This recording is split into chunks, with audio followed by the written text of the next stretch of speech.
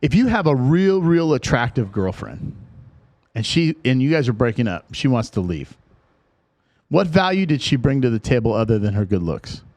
And what men do is they panic because they know it's hard to find an attractive woman because all these guys want to be with them. But at the end of the day, it's not just about your fucking looks.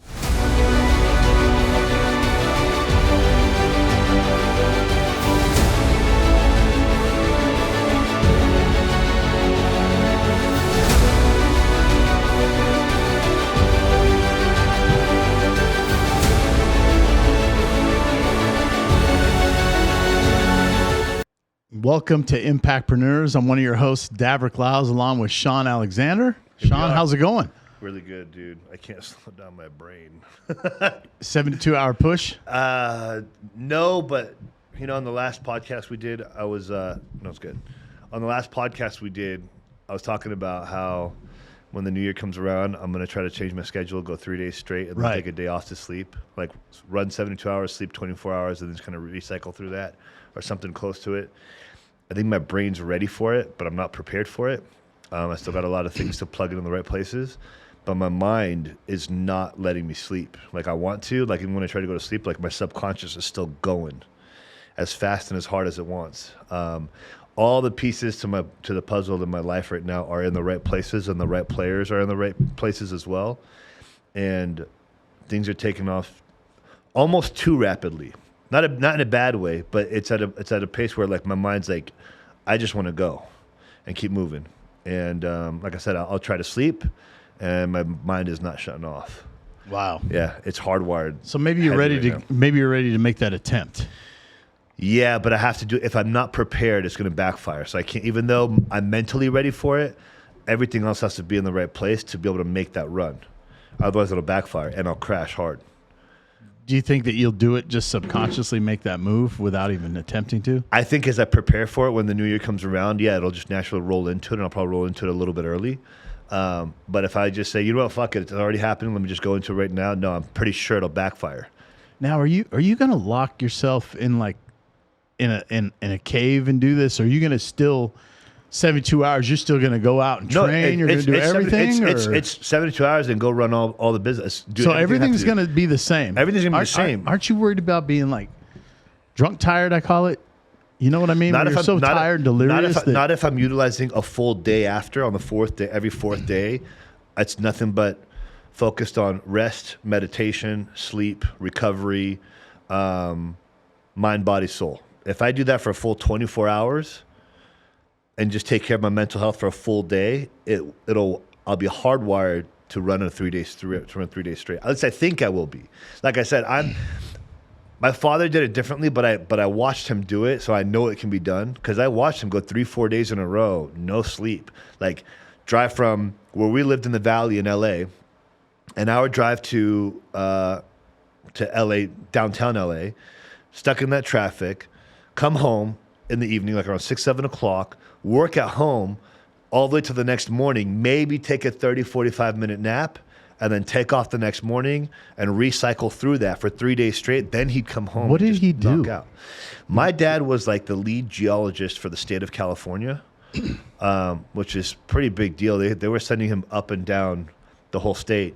And he was a professor back in the Middle East. He had multiple master's degrees. And back then, he used to speak like, 5-6 different languages. Wow. My family, he's not close with any family members. Were they like royalty overseas? No. My dad was just what everybody in my mom's side of the family called my dad because no one likes him. I never will. But my dad, everyone always called my dad an evil genius, like literally like Dr. Evil. His mind just worked so differently. And he was also one of those where like, don't fuck me over. But he's also like, but if you're loyal to me, I got your back all the way. But if you fuck me over, it won't be tolerated. Wow. And I'll also just cut you out of what's going on. And like I said, my dad made a lot of money, and because of the disloyalty from my mom's side of the family and from my mom, I mean, obviously they had their issues, they fought a lot and whatnot, but my mom pretty much didn't see a penny of that in their divorce, like none of it. Only thing that she got was basically the house being sold through the enforcement of the court, and a couple other small things, but they couldn't find any of his money. My dad had millions of dollars, and they couldn't find any of it. So she got some equity from the house. That's it. But other than And that, a few extra bucks that they found from, other accounts that were in the nation in the U.S. But they're probably overseas. his money's everywhere. Because back then it was easy to hide money, I'm assuming, but now you can't. You could, but I think you still can. I think if you're putting money in Swiss accounts and in Germany and whatnot, I don't think. Yeah, but the Swiss just got popped for something a couple of years ago, and they had to give up. Remember, they had to give up all the institutions' names in their bank account. Yeah, but again, I don't know. I'm not in that situation, nor have I had to do my research, so I don't know. He doesn't want to be in that situation. I don't blame you. Man. But I know that my father protected his assets and his money very, very, very well. There's a cryptocurrency. Speaking of which, called KuCoin platform. So Coinbase trades crypto, right? There's Binance. There's these others, right? I think it's there's another one, but KuCoin is overseas, and the IRS can't go after them. So regardless of what's in KuCoin, you can't even. They won't give up any information. I mean, I'm not saying I do that. I'm just telling you. Well, okay, let's say you are in the nation. Let's say you have zero assets when it comes to cash value, and all your cash value is only in Bitcoin. In a divorce, can the court make you give some of that up? Well, what I found out... It's a digital currency. Can that be used? Right, but what I found out in a divorce, the IRS and the court don't play hand in glove. Because when I had to pay a certain amount of money to my ex-wife for spousal every month, the court and the IRS don't give a shit about each other. It's irrelevant. The court has their orders, right? Their temporary orders or their divorce orders. The IRS says this. Did I say court and IRS? I didn't mean to. No. I'm just saying this because it's relevant. Because at the end of the day, if the court says, Davrick, you got to pay all your back taxes. I had some back taxes, just a little bit. Sure. And the IRS is like, the court says you're responsible for them, right? That's what the court said. Right. The IRS told me, no, so is your ex-wife. Because you guys married. And she's like, no, the court said. And they're like, we don't care what the court says. Yeah. Legal is legal. Legal is legal, right? Only a federal court can override that. Certain situations. Yeah, right. So, no, but I just found out yesterday that crypto, technically, I can't recall what the information was. It's not technically an asset that can be monitored by the IRS or used because it's digital. So It's not tangible. So they technically can't go into Coinbase and say, I need to see your. That's what I thought. So there's probably some other holes. Like if you're about to get divorced, like dump all your money in there. But still, you don't want to fight them on it, right? You don't want to fight the IRS. You just say, okay, no. You win, right? Whatever. But yeah, not to get sidetracked. But yeah, that was. I totally went off a tangent. But yeah, my dad was just an animal, man. Like I said, like he was a shitty father. So did he have rocks all over the house? I gotta ask. Did he have like different? No, but sometimes he came back with like random like cool shit. Did he ever have? And I'm curious because I'm interested. Did he ever have any meteors? Yeah, those are cool. Yeah, my dad had weird, crazy shit. They're worth a lot of money. Yeah, my dad used to, the crazy, like California used to send my dad literally into Death Valley in the peak of summer. And he'd be like, you want to go? And I'm like, no, it's like 140 degrees out there. Why die out there? I know. He's like, I have to go. I was like, one time I went with him. It was either at the beginning or at the end of the summer. It was still hot. It was like 110 or something like that. Imagine 110 in the desert. That's boiling hot. But yeah, I don't know how my dad did it, but my dad did it for like, I don't know, 15, 20 years. Wow. 10 years straight. He made, at that time, we go back 30 years, like I said on the last podcast, he made, between 600 to 900,000, $1 million a year for 10 years straight. But that all didn't come from the state of California for salary. That was other, like consulting. Yeah, it was a mix of everything. But books. Did he write a book? Publish a book at all? Back then it wasn't something that crossed his mind. And the thing was, my dad worked like an animal. Like when my dad clocked in for, I'm not kidding you, 48, 72 hours at a time. So imagine the overtime just racking up on that too. He wasn't just sitting on a salary. So he made a lot of money. Wow. State paid him a lot of money. And so him and your mom aren't together anymore? No, they haven't been together forever. Wow. Okay. Yeah, I didn't know. They divorced me in the summer of 6th grade going into 7th grade was when my parents finally like. And how went did to that court. affect you? Well, they dragged my ass into court. I mean, but mentally, did that how that affect you emotionally as a child? That is when the reign of my violence began. Okay, so do you think that was a trigger to something that was already there in Sean, or was that the catalyst that set you off? Probably a mix of both. What I call it is the devil was awakened because, from my father used to beating the shit out of me. Eventually, that kind of built up. And then when my parents got divorced was the day where I decided, all right, I'm done with everybody's bullshit. Like, I was young, but like I said, I was aware for being a young kid at that time. And I stopped dealing with racism because people were racist to me all the time growing up. Because you were Persian. Because I was Middle Eastern. But did they? I mean, honestly, did kids even know what Persian was? Because I mean, I was different. Look, I grew up in Calabasas, a white bougie neighborhood. So for the most part, between the preschools, the kindergarten, the middle schools, the high schools, for the most part, it's like 85-90% white. And then you got a small percentage of African American, a small percentage of Middle Eastern, a percentage of Asian. So what did they call you? Like, what did they? It's not what they. I mean, every once in a while, it's called the sand and the N-word. Wow. As a racial term, and then sometimes I got called a terrorist or whatnot. Even to this day, though, what amazes me about that, Sean, is that people don't. I'll say Americans. Sure. Americans are very ignorant when it comes to cultures. Because we have a weird culture. It's all mixed up. It's like a bag of nuts, right? Almonds, peanuts, whatever, right? And I noticed this, which has nothing to do with you, right? But when 9/11 happened, there were Sikhs that got beat up in cabs that aren't even Muslim. And regardless if you're Muslim or not, if you're from Iran or Persian, it was the Saudis or it was this. And so what happens is, as Americans, we are very narrow-minded when it comes to cultures.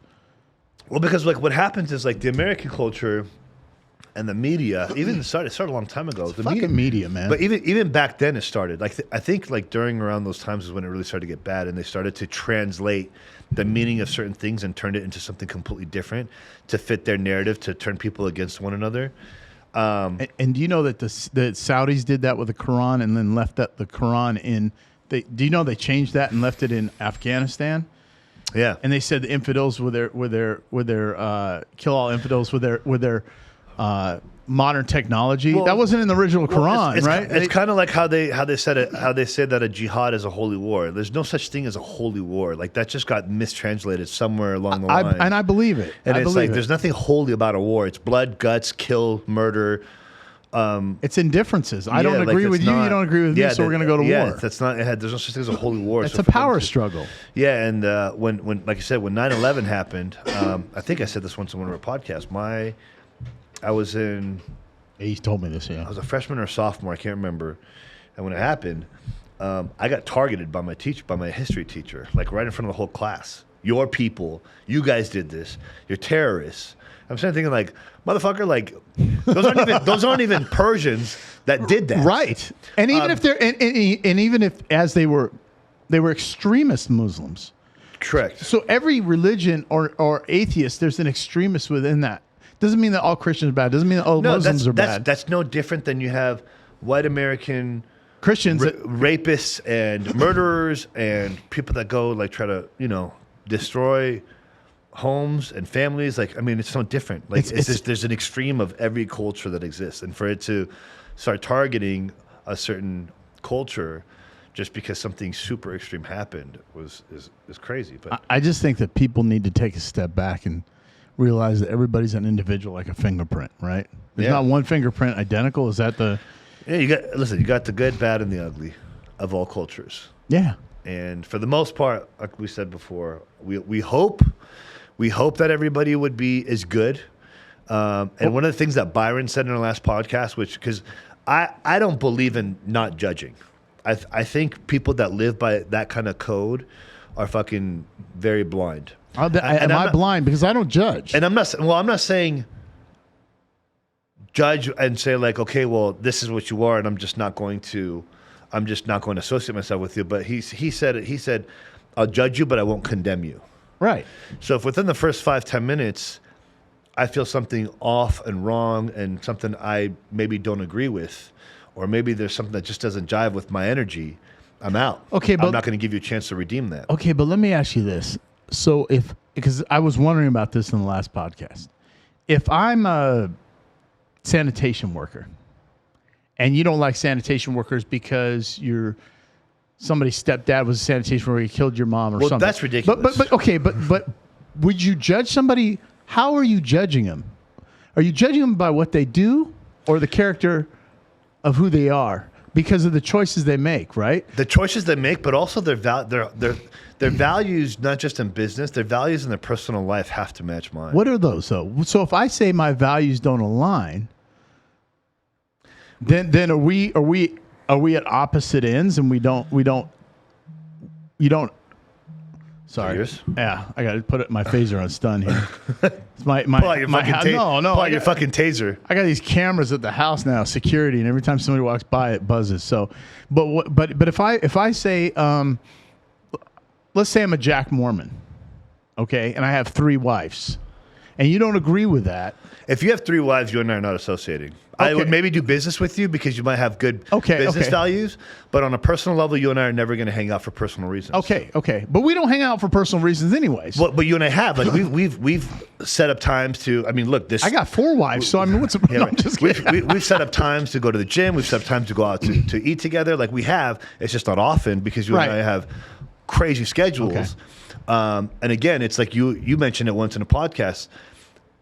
As much as you and I would love to hang out more often than not, we don't have the opportunity to because you got your thing going on, I got my things going on. Right. But in the long run, you better believe that you and I and our partners are going to be sitting on the beach and enjoying time. So it's a personal. What you do what that person does in their personal life affects if I'm going to hang out with them on a personal level or not. Okay. Yeah, because it's just for me, because we're going to see things differently, right. And I'm not going to be okay with some of the conversations that are going to take place. So for me, I look at it a little different now to a point, right? Like if I don't agree with what Bill Gates does, right, or I don't agree with what Elon Musk does, and they say, Elon says, hey, let's all get together for dinner, have some ideas, or I want to hang out with you. You may not agree that he's sending rockets to the moon. That's a little different. but then you're weighing the odds. Well, because you're Elon, I'm going to make exceptions to the rule. No, forget Elon. You could be just some random Joe Schmo billionaire that no one knows about, and you got some kind of crazy science project going on where you're building rockets and shuttles that go up to the moon. Right. And I might not agree with that. I might say like, no, leave that for NASA. But no, that has nothing. Just because I don't agree with that has nothing to do with values. But his values, I guarantee you. But I'm not fighting you on it. Agreement and disagreement have nothing to do with values. Right, but I guarantee you, his values are way different than yours.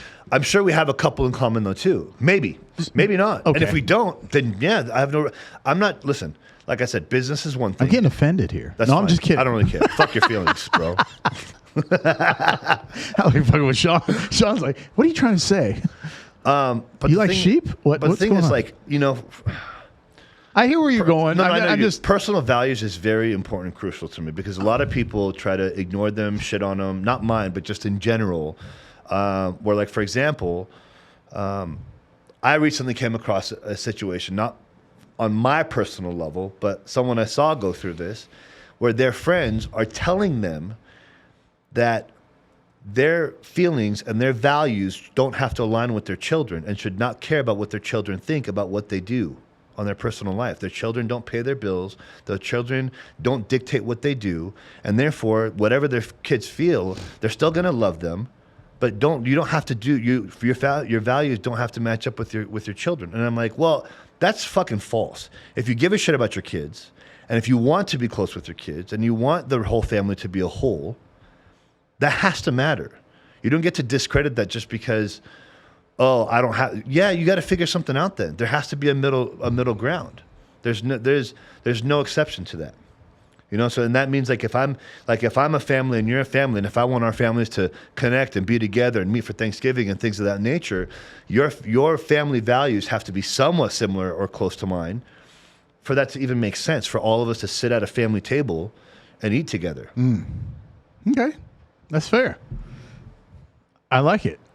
It's more on a moral level, right? But then it changes. So, like for example, smoking marijuana is now accepted and legal, but some people don't agree with it. and it's not for some people. Like you're look, you're a recovering addict, Yeah. right? So if I take edibles or I smoke at night before I I go don't to bed, judge you on that. That's silly. but to some people, it could be. It could be serious. Because they can't be around it. It'll trigger. But I don't do it around people. Well, then it doesn't even matter. So what I do in my private and personal life doesn't matter. Now, if you're doing other recreational No. drugs, Right. No, but let's go into that topic because there's medicinal Buddy, I uses. can't even handle a drink of alcohol. I'm the weakest. I'm the cheapest date in the world. Why would I want to do? Right, but hold on a second. You said it yourself. For medicinal reasons, whole different playing field. Now, if on a personal level, when you and your girlfriend go out for an evening or whatnot, and I find out that Davik for fun likes to do a couple lines of coke and they pop this and do that when they want to go have a good time, bro, you and I are not hanging out. No. Never. Well, even if it's not. But that's around me, right? Like I hear what you're saying, right? So I don't for different reasons. There was an incident that happened last couple of New Years ago. It was last New Year's. I don't know. I went to an event. And we talked about this, and people were doing lines. Oh, yeah. and right in front of me. I don't I'm wanna like, be around that. I don't want to be around that shit. I don't want to be around that. But that has to do with values. Like same thing. Look, same thing for me. Like I can't be in a relationship with a partner that drinks. Oh, me. Now I say that I agree with you. Now, when we've traveled or I've traveled, like we used to come to Vegas before we lived here. We come here, you come here for the weekend to lose your mind when you're not living here. So you're gonna have some drinks and stuff. That's Sure. fine. But I've never had alcohol in my house. I can't do it because of a family member that was an alcoholic and a person I was in a relationship, a couple people that ended up being alcoholics or were, and I didn't know. It caused a lot of problems. So I can't be with somebody that, hey, we're going to go out to the happy hour and have a drink. It's Wednesday. Friday, we're going to go out and drink, and we're going to drink. I can't do it. I can't. You know what? And just to rewind for a second, the word society makes the word judgment negative. It's not always negative. Here's the thing. Depends on how your mindset is too. Davik, I have to have a judgment about you to want to be in business with you, to have you as a confidant, to have you as a business partner, to want to invite you into certain financial projects that are taking place now that I've invited you in. I have to have a judgment on you to want to have you a part of that. So either way, it's either going to be good or bad, but there's still a judgment that's going to take place. Yeah. It's just for me. That's why Byron said it perfect. I'll judge you, but I won't condemn you. From that point forward, it's But a lot of people condemn before they even know you, based on social media, which we're going to go into our next topic. that shows a lot about people, though. Right. So that's going into our next topic, which is living in the social media world versus reality. Well, that's where man. Life, your fake happiness because you want the world to believe a certain thing because you want some fucked up superficial acceptance from everyone. That's not even earned. But what if you don't give a shit and you just post shit and you don't care? That's different. But then you don't care. But then majority, I don't say majority, I'd say at least half wants to be accepted. Half, Well, we talked about that growing up. half. I went from trying to be accepted to not giving a shit anymore. Right, because eventually something hit where you're like, I'm done with this. Right, because it wasn't me. I was you trying to fit into everybody's situation when realizing that my situation was great and it could be better and is better. And what do you bring to the table? But here's the thing, you figured that out at a young age. I did too. Well, actually, I don't want to say young, man. I didn't. It took me a while. How old would you say was you're like, I don't give a shit anymore? Well, okay. Just throw a number. What number? Honestly, I can't say I didn't give a shit, but then I got to a point. I think it was, and this is a fact. Sure. 40. When I hit 40. Okay. When I hit 40, because men don't mature, and I honestly believe that men don't mature until they're 40. To a point, they Depends change. what you went through. Right. So at 40, I was like, and I still cared, but I didn't. But then I was like, fuck everybody, because you're not paying my bills. You're not setting my. So you figured it out late. So you did figure it out late. Yeah. So okay. So that actually gave you. But I think it's early for most men. But you know what? If we take the rest of the public, not just men, but men and women and children, Women figure it out sooner. they no. I think they do. Okay, maybe by a few years, but still They're in denial. They're in denial. But still, at the end of the day, like that's late. regardless, in my opinion. And maybe I'm biased But I'm a vampire. I'm going to live till I'm 120, so it don't matter. Okay. But again, maybe I'm biased because I figured it out the day I decided to go sober. Okay. So right before, Okay. right when I turned Okay. 21 and I made that decision to get my shit together, I was like, you know what? If I want to give myself a chance at building the life that I want and earn the things that I want and desire out of life, I have to not care about other people's feelings. I have to not care about what people think of me. I have to not care about people's opinions of me. But then a post. And I have to operate, move, and execute at the pace that I want, not worried about who's going to be with me or not. Right. So, but if you post about what somebody did that affected you, then you do care. If somebody does that. Elaborate. If somebody offended, not you or me, but if somebody did something that affected me and I posted about it in a story, I do care because I let it affect me. Maybe because sometimes, like, It's an indirect slap in the face, or I hear. I'm not saying you're doing this. I'm just saying, like, you see what I'm saying? Like, I'll give you an example. I posted, and this isn't regarding you or anybody else in this room. I posted something 2 nights ago, and then last night the person said, "Was this about me?"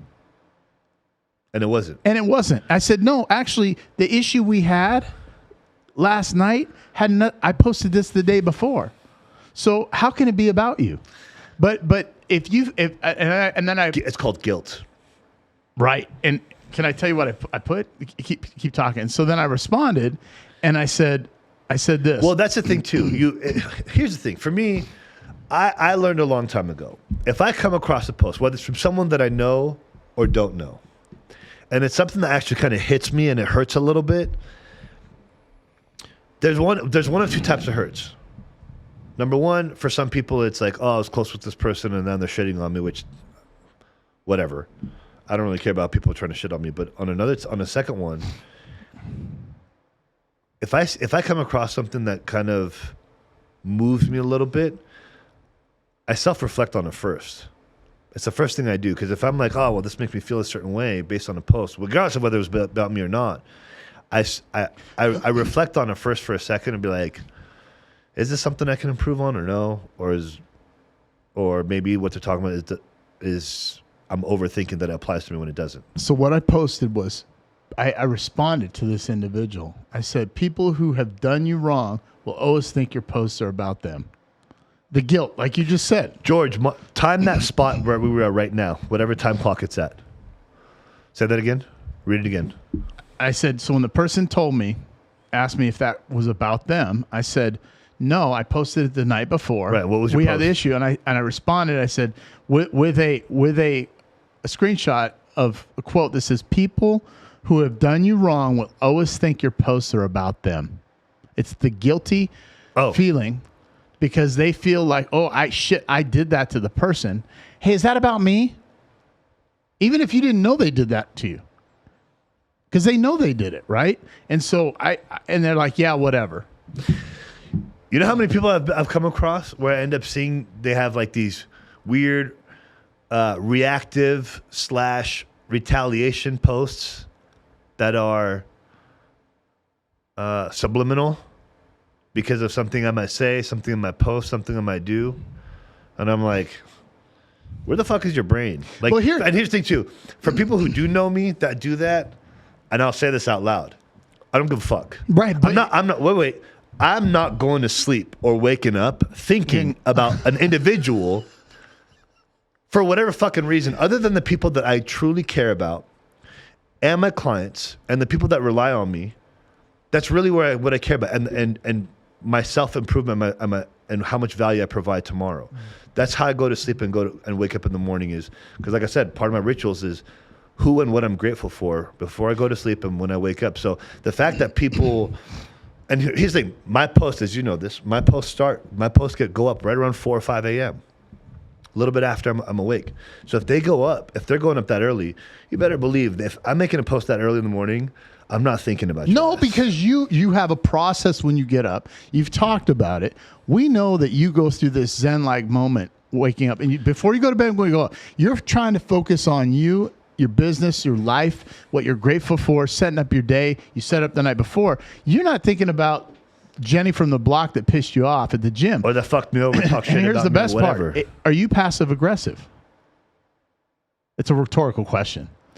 You're not. If I want to be, But you're not. but I'm not. And those of you that know Sean isn't going to post some fucking message that has to do with you. He's going to tell you to their face. Yeah. Right? If I really care that much, if I care enough, I'm going to say it. If I don't care, then don't think that the message is about you, because if I don't care, like, I've truly stopped caring. Right. And now that goes, can we go, because I want to go into this topic about reality versus living this social media life. And then we'll translate that into virtual after that. Right. Because I think a lot of people that have time on their hands, they spend so much time on social media and they get caught up in this world. Literally, people have emotional, distraught problems from being on social media, getting in fights, arguments. There's relationships. And I hate this. I'm getting text messages, and it's like, it's a joke, because I always say this. I said, you can't get into an argument with a woman on text, because by the time you get your thought out, the three dots appear, and you can't even get the message out. And they're like, They're like 10 paragraphs ahead of you. boom, and you're like, well, and then they're like, what are you talking about? I didn't say that. It's like, okay, point one here. Rewind, Number two, go back up. and don't talk to me like I'm a kid.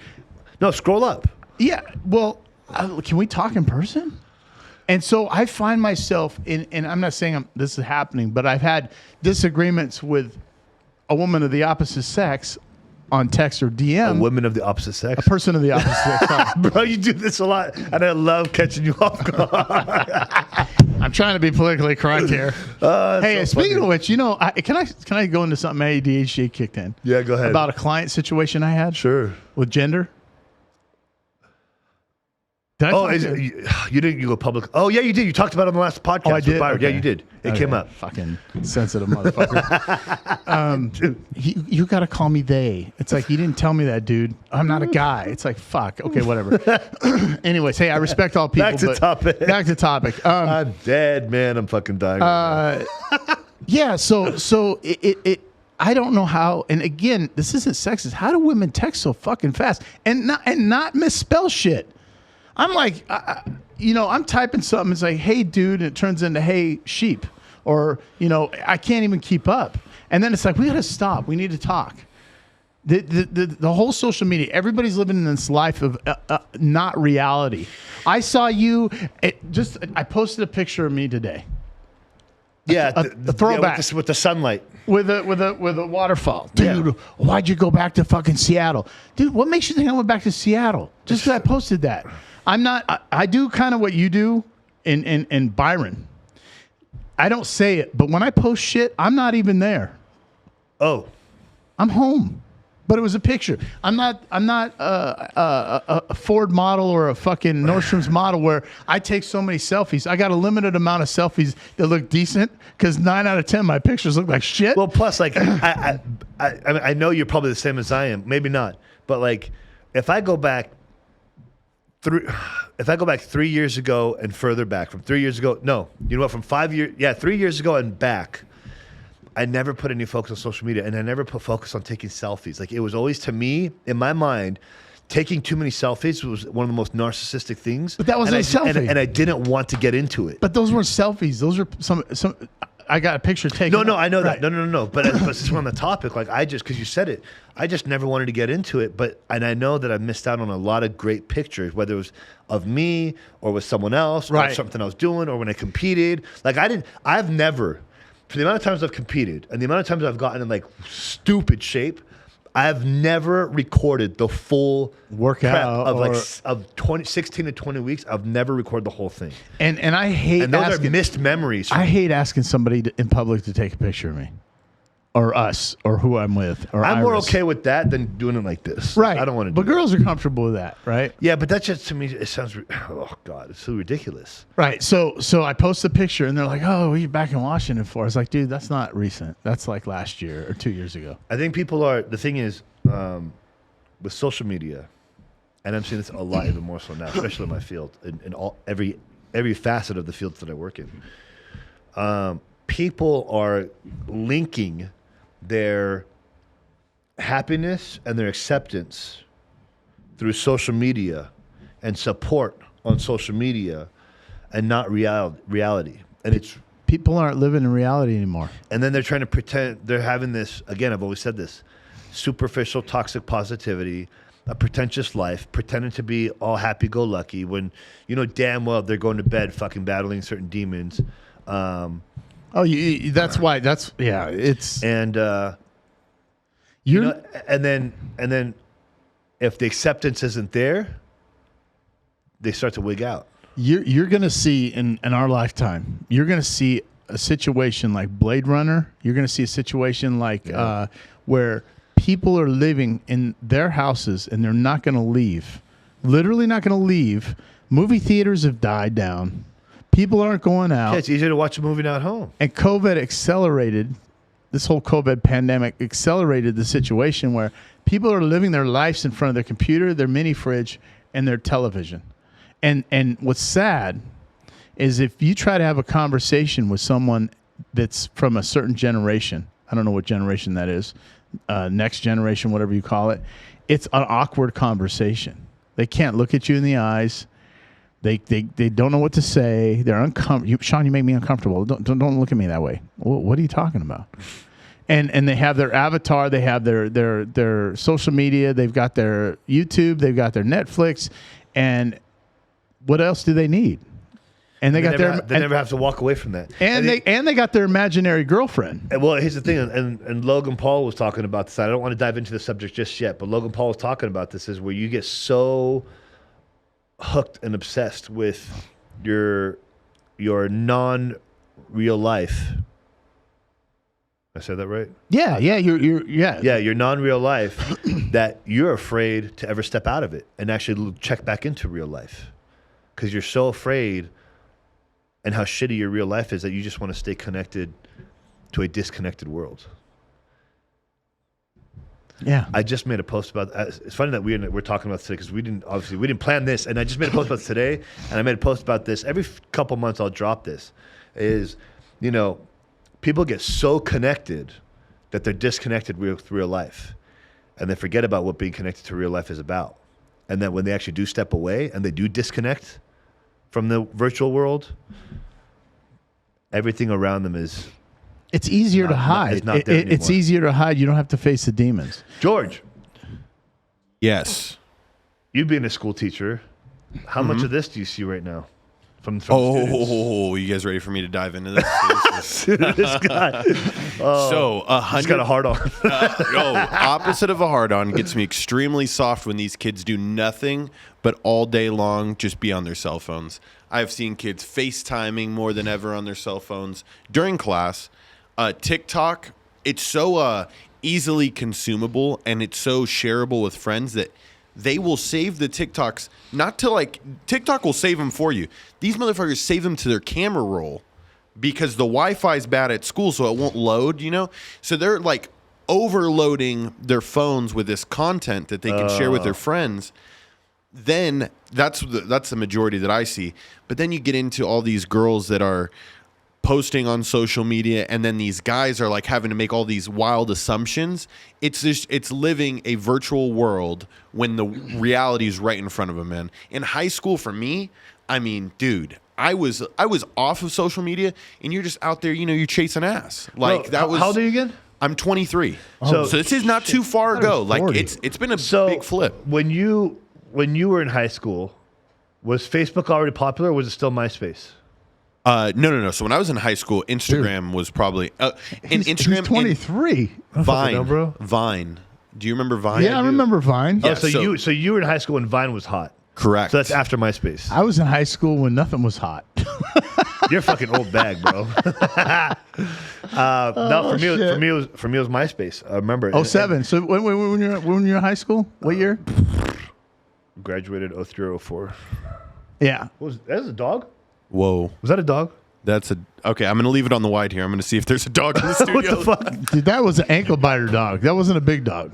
Sorry, guys. That was If I hear a wolf, then I'm jumping on him. furball. It's what? Gio's dog. Furball entering the studio. Gio brings his hand. So what?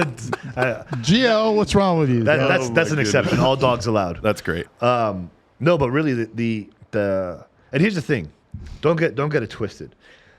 social media is by far the greatest tool when it comes to business, connecting, networking, making really good revenue, and connecting with people to help others out.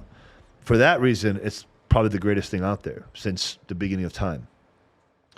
But then when you get into the other part where mental health starts to crawl in, acceptance, likes, who shares my shit and who doesn't, who supports my social media and who doesn't. Now you're entering a world of like fucking recipes of disaster after disaster after disaster, into fucking depression, into fucking suicide. And it just turns into this this whirlwind of an implode waiting to happen. Yeah, I've seen it. It's created a world of soft men that chase women a lot, overloading, chasing them a lot because women have more accessibility to show what And they you know what's have. funny? I have to say it. You know because what's there's so funny? many simps out there But now. you know what's funny is that, and a lot of the females, and I'm not trying to talk shit on this, those pictures aren't even real. No. And let me tell you to what degree too, because I always knew it's obviously like Photoshop, makeup, professional photography, and all this. I've always known that that's half the case, right? I didn't really know to what degree, like the extreme of it, until there was two specific different female social medias that I came across that I followed, and I was like, oh, okay, cool, works out, looks great, blah blah blah. Not being a pig. I'm just gonna throw that out there. I'm in a relationship, but I saw them in my gym, and I was like, no fucking way is that the same person. Because the apps can change the body. Bro, we're not I'm not even talking about from a filter system. No, all right, but I'm not even talking about from a photoshopping system. I'm talking just the face. Like literally two completely different people. I believe it. I believe it. From the amount of makeup and the cleaning up that's done, Yeah. and then real life, and I was like, oh my God. Well, yeah, you're catfished every day. 99% of those photos are catfish photos. And I'm like, this is I don't want to call them a catfish. I call them like a something else fish because it's them, but they altered and the image so much that when you see them in person, you're like, oh shit, you don't look anything like that. And you know what was the predecessor to that was makeup. And now you got Instagram and you got technology tools that alter the image, right? Like Photoshop was already, like filtering is already like bad, but it doesn't really change the entire image of what somebody looks like. No, they got InShot, they got photo, they got apps that'll move the eyes, the nose, but the they mouth. got that stuff that's like, dude, right. you can't be the same person. It's almost like Mrs. Doubtfire. Well, like has a masturbated and it's a whole different human being. And the difference between a person doing that and Kim Kardashian, she actually had it done. She went and got the work done versus doing it on an app. At least that's better. Right. At least you know what you're looking at. Shit. Right. But I'm just saying, it's everybody has this image that they want to uphold. And everybody can be beautiful on the inside as well as the outside. And they don't have to do all of that. They're trying to be accepted by people that they don't even, they're trying to impress people they don't even really like. Because you know what happens is, do you hear this quote? They're trying to impress people they don't even like. And they don't even want. I don't want this kind of guy. But you're trying to attract that type of guy. So what do you think you're going to end up with? That type of guy. You know what's funny? You know what's funny? I know, without going too deep into this topic, is how females, it's more females, but some weird men do this too, but females will post certain types of pictures, and then they'll talk shit on the guys that are looking at those kind of pictures, right? Oh, but then they'll be in a relationship with that type of guy at the same time. Right. And it's like, well, that doesn't even make any sense. So you're going to talk shit about pigs because all they want is ass and tits. You ready for this? But yet, at the same time, that's what you're showing off. So what do you expect? Here we go. And yet, wait, one more. And then there's ones that will post those kind of derogatory pictures. And some they'll say, fuck guys that are in a relationship and just simply like a picture. Well, what do you think is going to happen when you post that? It's a fucking heart on Instagram. That's all we can do to like. It doesn't mean shit. It doesn't mean you want to. It doesn't mean the person wants to sleep with you. It doesn't mean anything other than it's just a simple like. Shit, it might just be even like randomly scrolling for like activity. This is why women right now have the upper hand on men. And this is my disclaimer. Ladies, Facebook and Instagram is a fucking dating app. So stop saying it's not a dating app. Because if it wasn't, you wouldn't put your picture and your shit out there on the fucking app. Okay? And why is it a dating app? Because that's the only way we socialize now. You don't go to the fucking bars. And when you do go to the dance clubs and the bars, you say, I'm not here for men, and you put on a hoe dress. Yeah, you are. You're not there to impress your girlfriend. So let's be real. I'm sorry. It's a fucking dating app, okay? Because if it wasn't, you wouldn't put your shit out there posing like you're a fucking model and expect no guys. If no guys hit you up, you'd be upset and you'd change your look, which you did. Now you got all these guys coming to you and you're like, oh, it's not a dating app. Stop asking me out. Well, then get the fuck off Instagram and Facebook. Your ass on there. Right. So at the end of the day, this is how we interact. What separates you and me from other guys on if we were single on Instagram?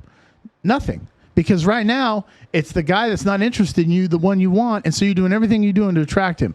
You want to see how much money he's making, what kind of car he drives, what kind of house he lives in, what kind of business he owns, and then you'll decide who you want to date. But the problem is you bring zero value to the fucking table other than your picture.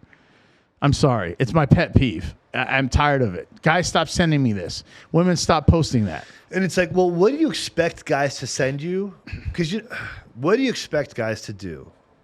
Guys don't have skills. And here's the thing. Look. 80% of the men, 70% of the men. More. I know where you're going with this. And I was about to say he sent me a dick pic. They have no social skills. They don't know any better. So they're going to say, listen, they're going to send you their dick pic. Listen. I'm not doing that, but, you know. Listen.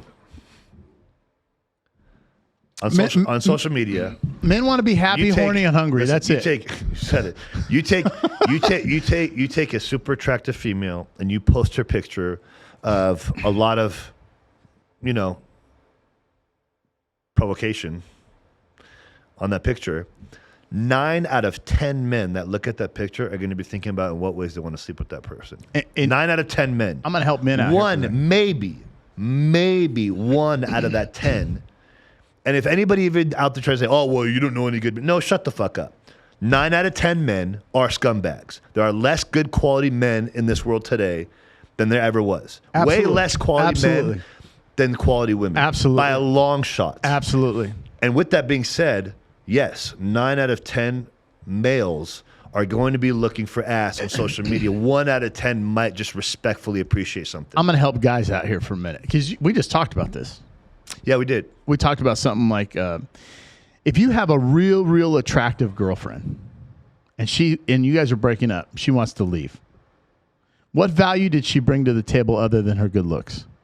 And what men do is they panic because they know it's hard to find an attractive woman because all these guys want to be with them. But at the end of the day, it's not just about your fucking looks. And a guy of value like yourself, myself, we're not being conceited. We bring a lot of value to the table. Standards.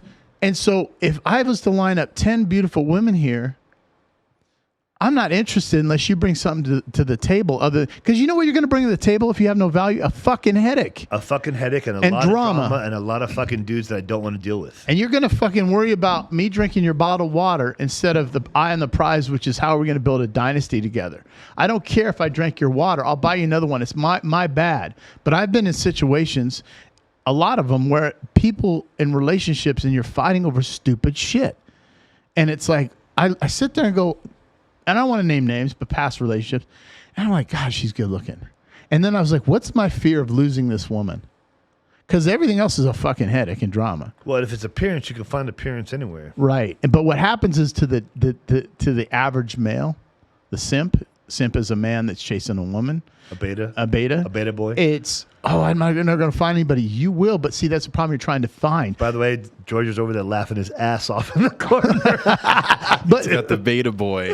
But the thing is that you're trying to chase and find, and I tell these men, stop chasing, because what makes you different? Every guy, look, my girlfriend has 12,500 people that are following her on Instagram, and probably 12,480 of them are guys. and they're constantly sending her messages.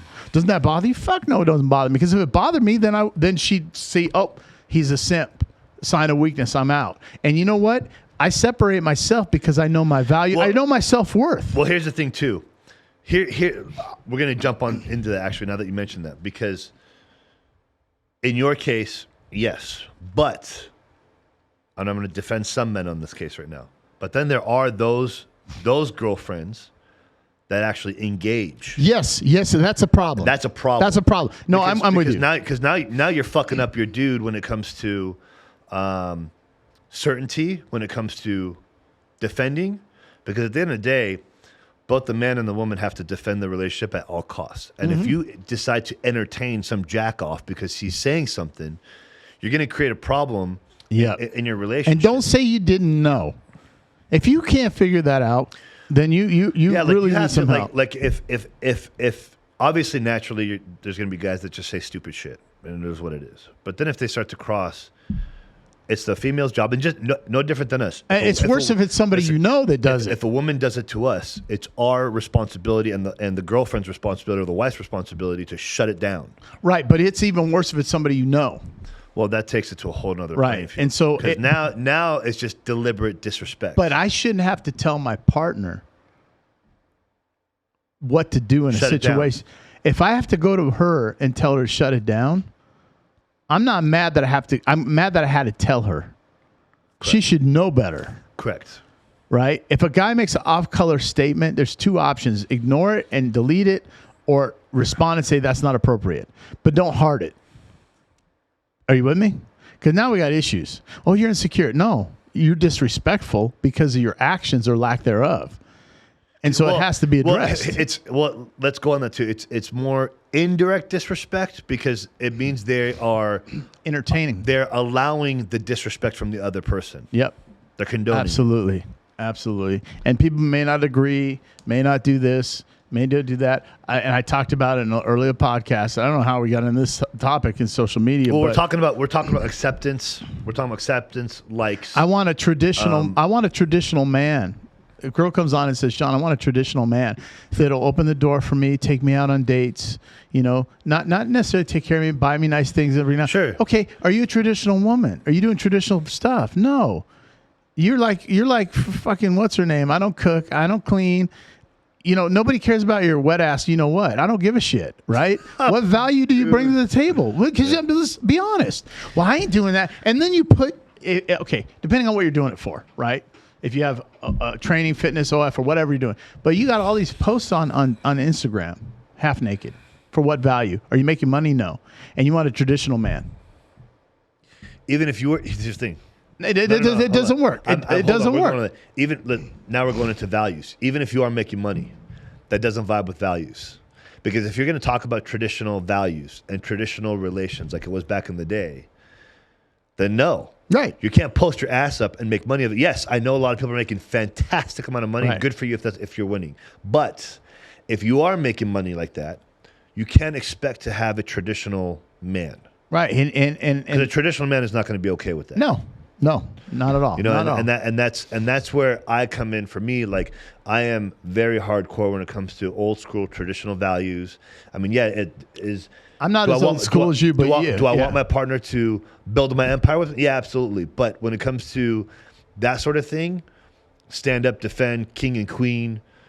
King goes and tackles the world. Queen defends the empire.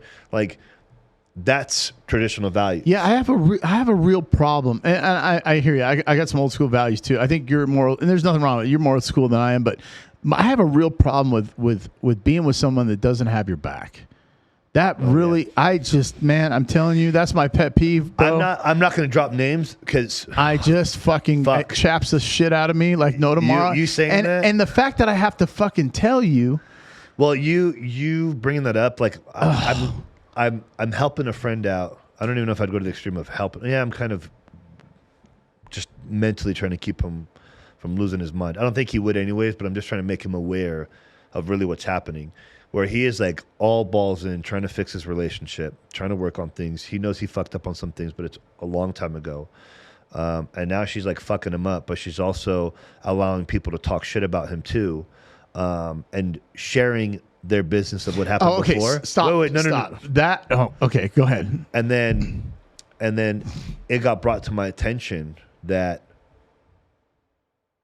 this person's girlfriend or whatever they want to call it, because they're working on things, is still shitting on him to this day when she's also trying to fix it supposedly, but at the same time, in the same breath, this is all within the same time frames, is talking shit about him, saying he did this, he did that. This was over a year ago. And then they're going around and talking shit about this person. And I'm like, bro, I was like, this isn't okay. Either you need to handle it, or guess what? I'm fucking stepping in and I'm going to say something to her because that's not appropriate. Because how is she going to sit there and pretend like she wants to fix your guys' relationship, and behind your back to this present day, she's shitting on you and talking shit about you? I'm going to say the guy's too available. She's taking him for granted. Oh, I know that. And because he's there trying, it's subconsciously it's an unattractive look for her. She doesn't respect him, unfortunately. No. And it's sad because the guy's trying. Now he may have fucked up. It is what it is, but he's gonna learn. Did we get a wave? 5. Okay. So I know we didn't get into that other topic, but yeah, that situation. And if you're working with them, great. I just tell the guy you need to take 2 steps back and let the chips fall where they may. And I if kind of told him that. I'm like, bro, I was like, is she really willing to put in the same footwork that you are? He's like, no. He's like, but I love her. And I'm like, I understand you love her. I'm like, we all love someone that. He's like, dude. He's like, I'm attached to her. And I was like, I get that too. I'm like, we've all been in certain relationships where we're just absolutely attached to the person. But if this person is shitting on you and talking shit about you, you're on a whole different fucking playing field. You're nothing. And that person's not going to realize it until you're gone. But when you leave, you have to draw the line. You can't go back. I know that fear, man. We've all been there, bro. We all been there. I was there in my first like very long-term relationship, and it sucks. It fucked me up, and I was coming off drugs too when that happened. Oh, and it added to Oh, my God. me wanting to commit suicide, because that was probably about 30% of the role. I can't even imagine. I'm coming off drugs, and Oh, I'm having God. this issue at the same time. It's hard enough without it. How did you deal with that? I didn't, bro. I was losing my fucking mind. Oh, my and God. You know what the caveat to that is? She was my next door neighbor. Oh, my God. So it was worse. Oh, and you had to see her all the time. Yeah. Oh, yeah. Oh, I wouldn't have made it. No, it was hard because, like, then when she started seeing, dating, whatever. Yeah, that's a whole new level of crazy. So, right there. so seriously, like, when people start, like, after that, I mean, luckily I was young when that happened, but man, you don't date your neighbor. No, You can't. Don't eat where you shit. Yeah. Don't date people from the gym. Don't date shit people, where you eat. Yeah, where you work. Like, Your dating neighbor. your neighbor, now you guys are expected to see each other every single day, hang out every single day. You're eventually going to get sick of that. And then, you just start taking shit for granted. Women in relationships, when they get out, they have a whole different level of mental evilness when they get out of a relationship. Yeah, because, it's easy. You got shitty guys, too, because they just want to go out and bang and But it's then easier forget for about a it. woman to go, like, when they get out of a relationship, they're like, I'll show him. It's easy for a girl to pick up a phone and say, hey, come over, just to hang out. A guy, doesn't happen. Well, oh, I thought you were in a relationship. Who are you with? Wait, are you single now? Wait, are you just calling me for this? And then you're like trying to scramble to find all the fighter jets that show her, and then you're all fucked up emotionally. And she's got guys coming and going, and she's not even fucking them, but she's just fucking with your mind. It's horrible. Yeah, you learn. Anyways, Yeah. that was a good podcast, man. Yeah, so unfortunately we got to wrap it up. There was a whole topic we were going to go into, so maybe we'll save it for another one where we're going to go into what this whole metaverse thing is about, because this is the part where the metaverse is going to take over reality.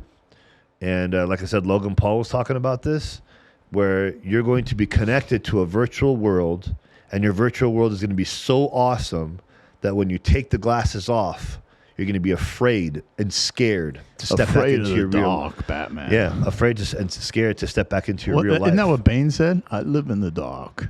And Batman. You merely adopted the dark. I lived in it. Yeah, Or I grew in it or something like exactly right. Exactly. But, anyways, right on, But man. yeah, guys, biggest message I guess in this would be, and like I said, I posted it today. Don't get so connected that you're disconnected from reality. Get back into connecting with real life, because you don't want to lose yourself. The truth will set you free, Yeah, right? yeah. Good deal. Make sure you follow us on our YouTube channel. Subscribe, share with your friends. Hit the like button. If you found any value, if you found it funny, exciting, got some value out of it, please share with your friends and your family. Hit the notification indicator on there so it lets you know when we have our next post, right? And follow us on our Instagram. Peace out. I keep looking over there. It's over there.